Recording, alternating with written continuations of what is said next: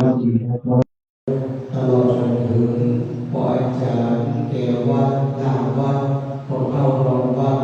ผู้รู้ประกาศจิตจองของวัดประธานวัดสี่มงคลและเลิศกันนี้ทุกผู้ทุกคนที่ได้บริหารการตามไปพระเจ้าประสงค์ก็ได้เมตตาลงทางมาถึงอย่างวิหารหลวงวัดสี่มงคลท่านนี้พร้อมแล้วเอาก็คงจะได้เริ่มประกอบพิธีตามพระพุทธศาสนาในโอกาสนี้นั้นเราขอกราบพระอาจารย์นิมนต์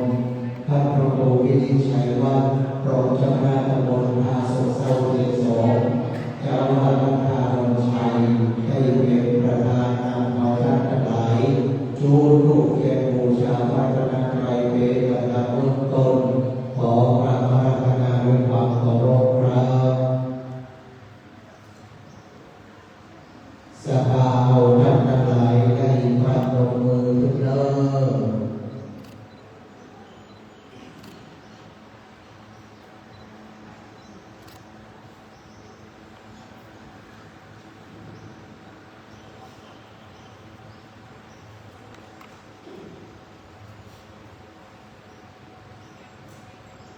ได้เจริญพรเรียนเชิญ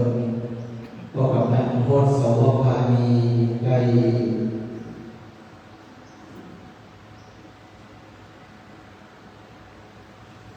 จูนเทียนเครื่องทองน้อยที่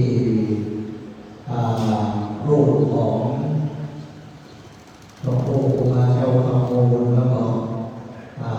โบราณประทาที่ย่อมเอากันหลายมาได้ร่วมเองตัดสินที่หลวงพ่อเป็นประธานสงฆ์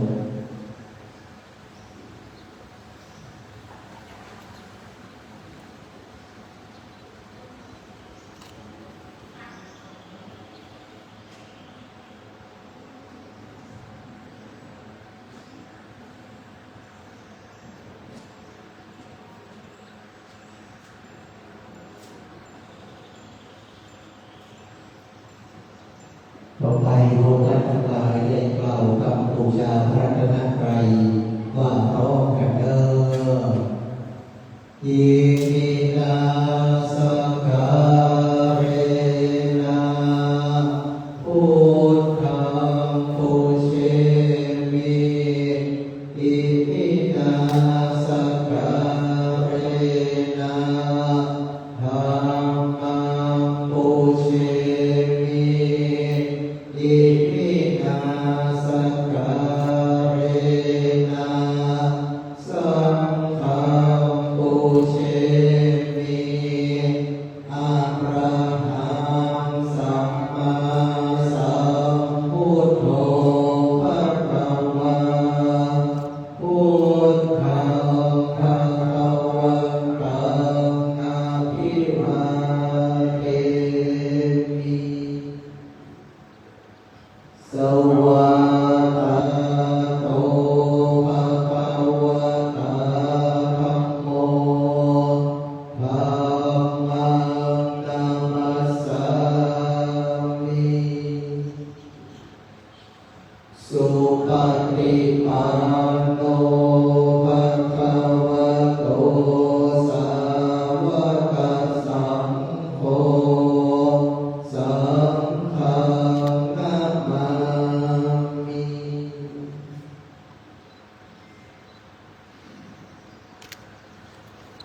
มยังสังเตสุวิสุมาคา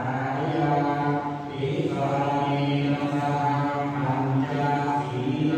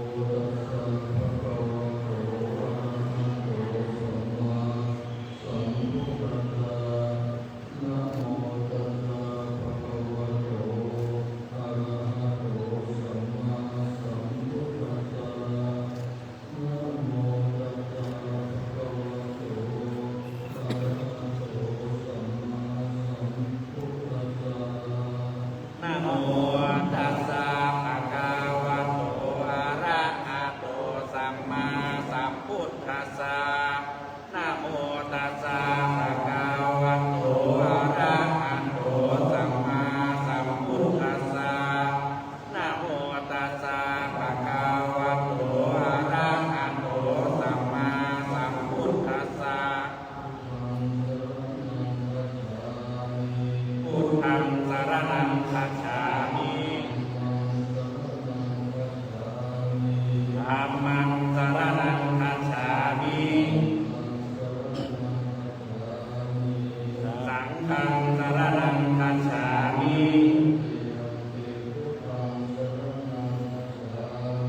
ปุถิยัมปิพุทธังสรณังคัจฉามิ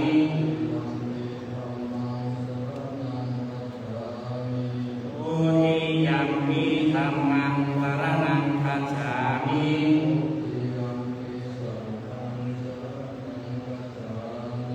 ปุถิยัมปิสังฆังสรณังคัจฉามิ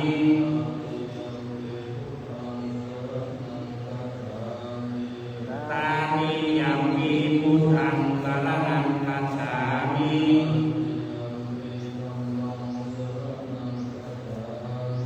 ตานิยัมปิธัมมังสรณังคัจฉามิ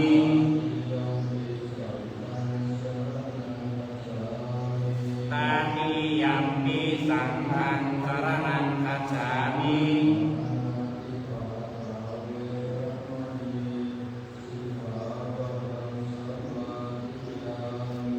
ปานาติปาตาเวรมณีสิกขาปะทังสมาธิยามิ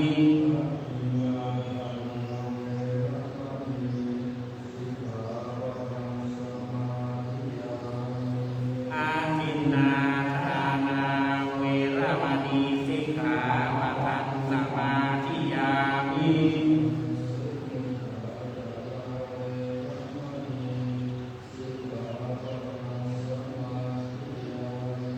กาเมสุมิจฉาจาราเวรมณีสิกขาปะทังสมาธิยามิ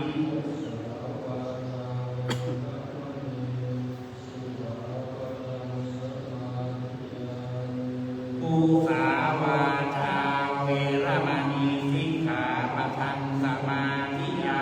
มิ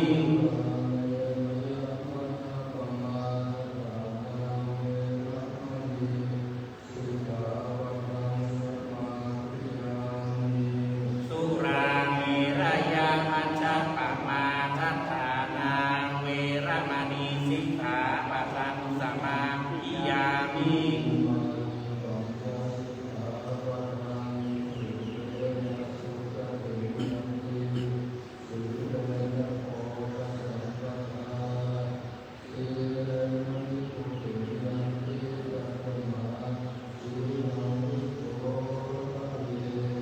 สา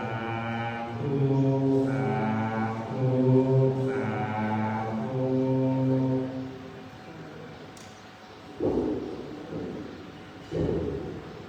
นิพพานังเยนะสรังรัมมังเยนะทรัสเสยังปันนิโตตัณโนหังกังอุทิสิตุงธัมมมุตตมังอนุกรรมปิมังปัจจังอารังคลังกโรมาโอ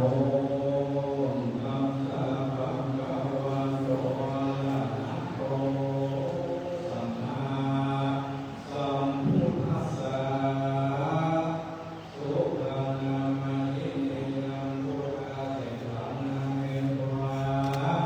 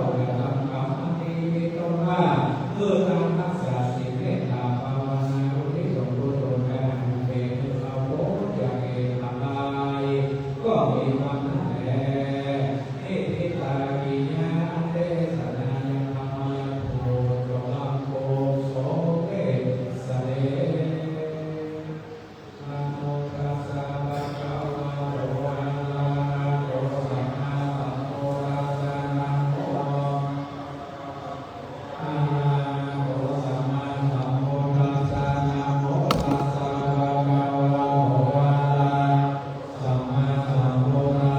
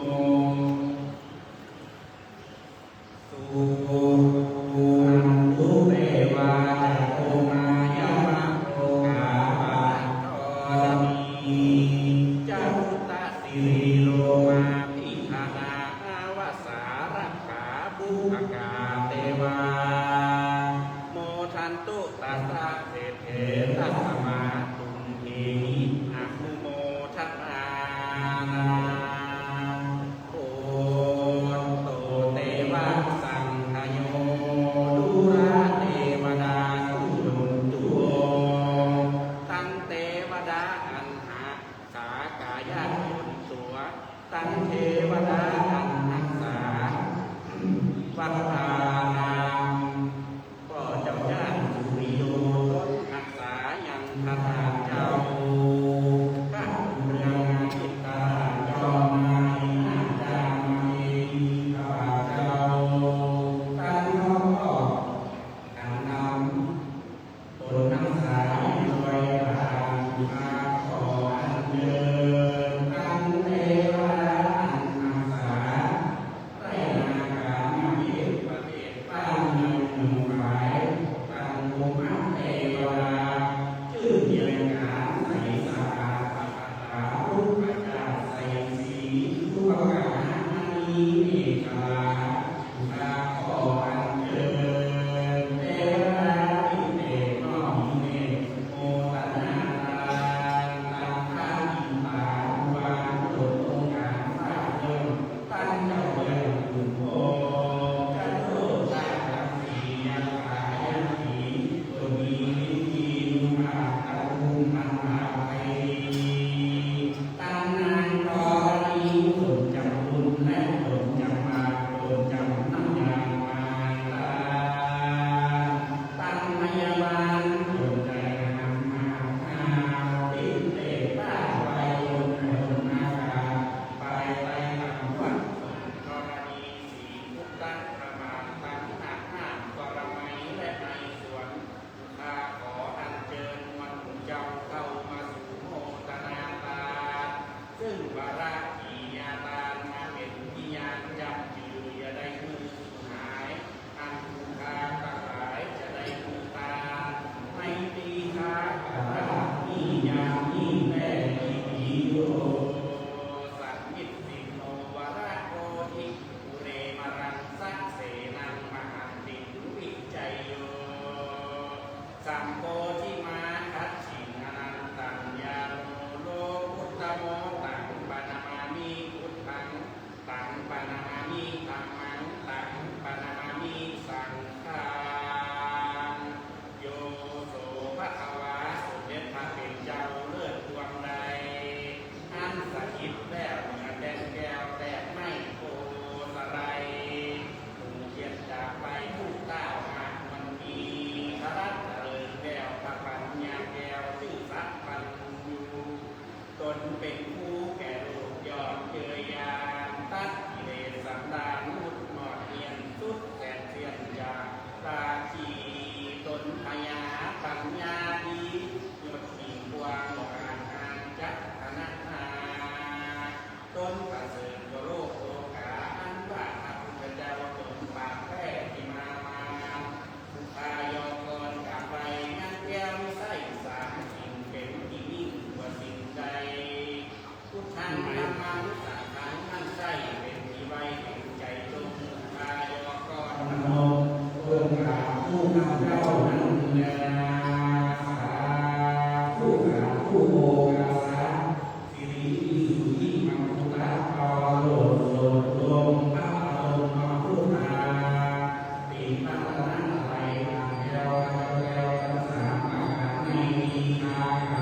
รนี้โดยบรรลุอาการนั้นลักษณะที่วาศาสนาโลงโลงที่โลอาจารย์โลกาวัน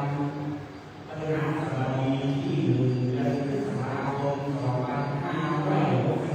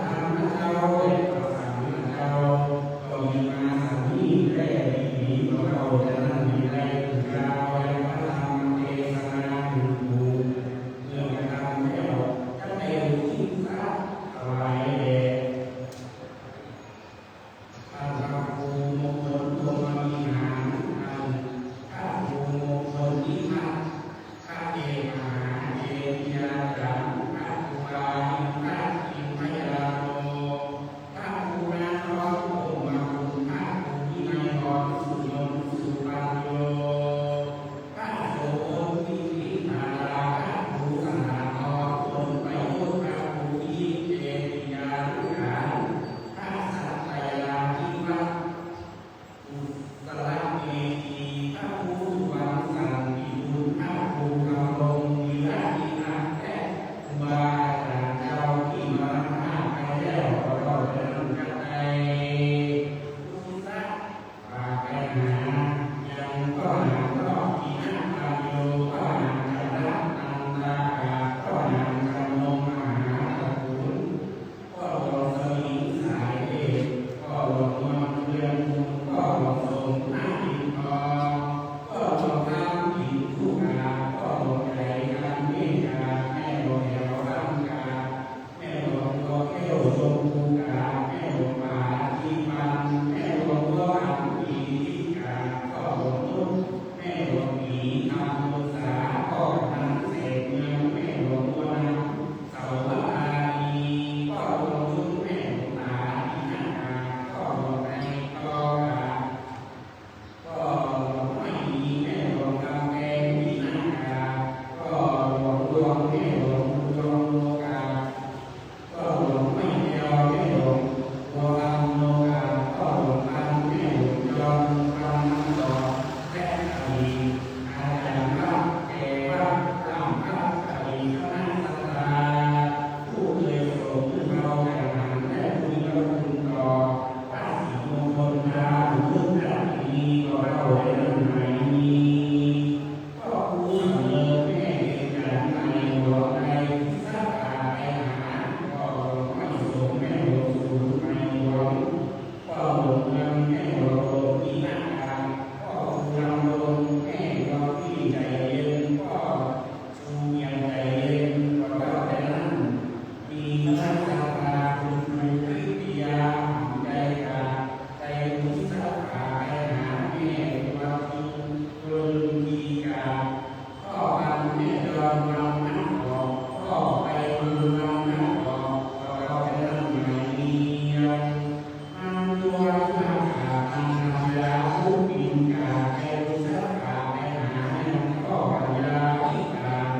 แม่เกี่ยวกับวิกาก็ลงกันปัญญากาก็มุนหน้ากาก็เราแต่นั้นไม่มีทั้งสาวเพื่อการนำตากาไปสักกาไปหาก็ลงไม่หาไม่ลงไรลงตากาก็เราแต่นั้นไม่มีสักกาแม่จะทำที่หน้ากาก็กลัว